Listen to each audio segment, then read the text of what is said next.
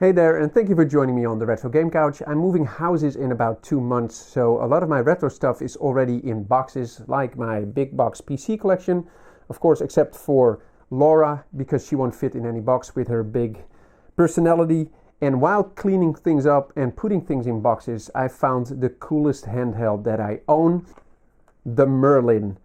And this is I guess the first multi-game electronic handheld ever made. So in this video, we're gonna check it out. So let's go.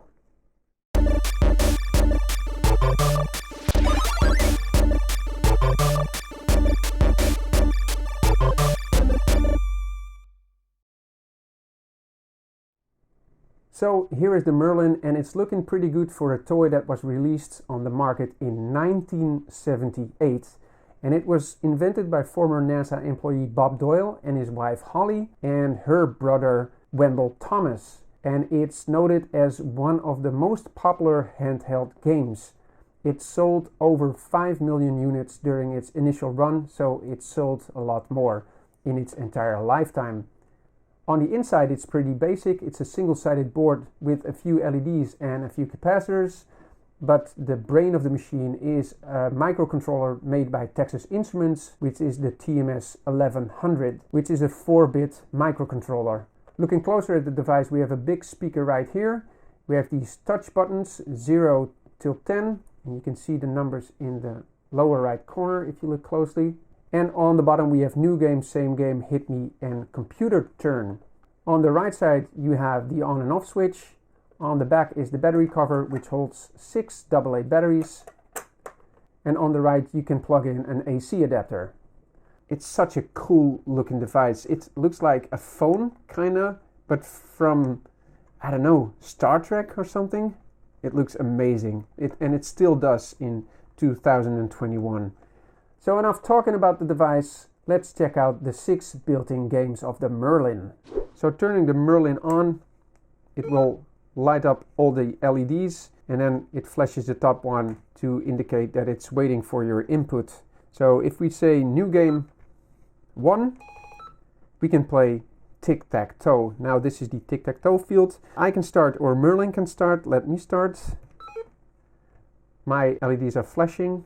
If I say computer turn, MERLIN will choose this one. Let me choose this one.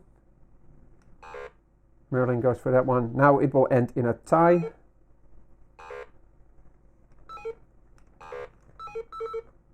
Yep, so this is a tie. Let me see if I can force a win. Same game.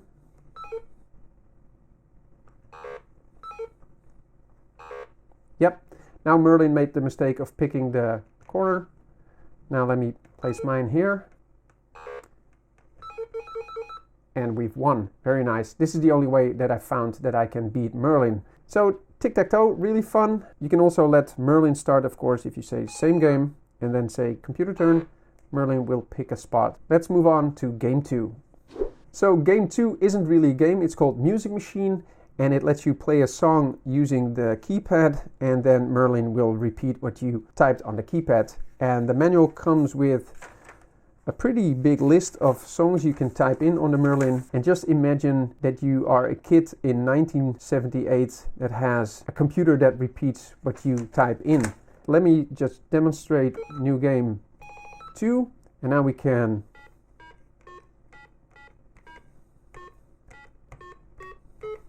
the 0 is a pause, and then we can say computer turn. Pretty awesome. So the third game is called Echo, and it lets you repeat a random string of numbers that MERLIN gives you. Let me demonstrate. New game 3. Let's pick a sequence of 3 numbers and say computer turn. So now we do. Yep, that's good.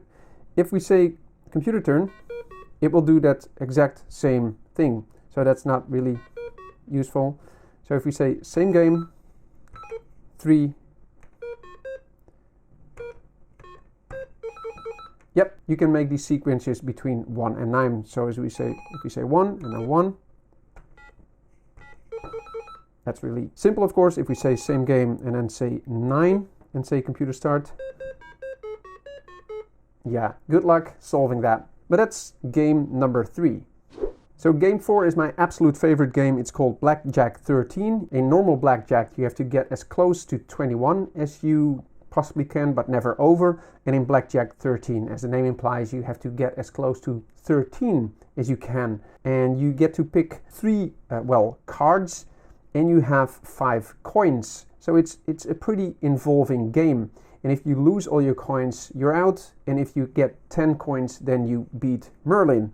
So let me show you how that works. New game 4. My number is always blinking. Merlin is solid. So I have a 1 and Merlin has a 3. So if I say hit me, I now get a 10 and a 1, which is 11, really close to 13. So I'm going to say it's the computer's turn. And Merlin drew a 3 and a 9, which is 12. And I had 11, so he wins. So I'm going to say same game. Now I get a 4. Merlin gets a 9. I'm going to say hit me. I have 6. Hit me. Another 6. 12. Nice. So now I win. Now I have my 5 coins again. And that goes on until I get 10 coins. So this is really the most complicated and involving game on the Merlin. And it's really, really awesome. Okay, the next game mode is game mode 5, which is called Magic Square. I am really bad at Magic Square, but let me show you just so you know what it is. If you press 5, it blinks one thing here. You can press 1 till 9 and it will light up certain areas. So if now I know that pressing 1 switches between these 3 and this 1. So if I turn this and then this, now it switches to these. It inverts. So the idea is that you light the outside LEDs and leave the middle one off. Well, I have never succeeded this. Ooh, that's rather close, really. Nope.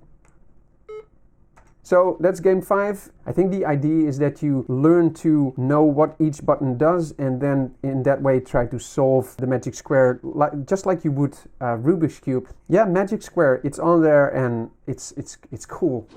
So the last game is game 6, a number guessing game. Let's set it up. New game 6. And now you can see these 2 LEDs blinking, which means we need to input a difficulty level. And let's start simple and say 2. Now Merlin has a number of 2 digits in mind and I need to guess which one that is. So let's start simple. This means that none of the numbers that I inputted are in his code. Okay, 3, 4, and now the 1 is solid. So that means that either the 3 or the 4 are in the code but on another position. So let's try for 3. Yeah, of course, that now says that one of these is in the correct spot.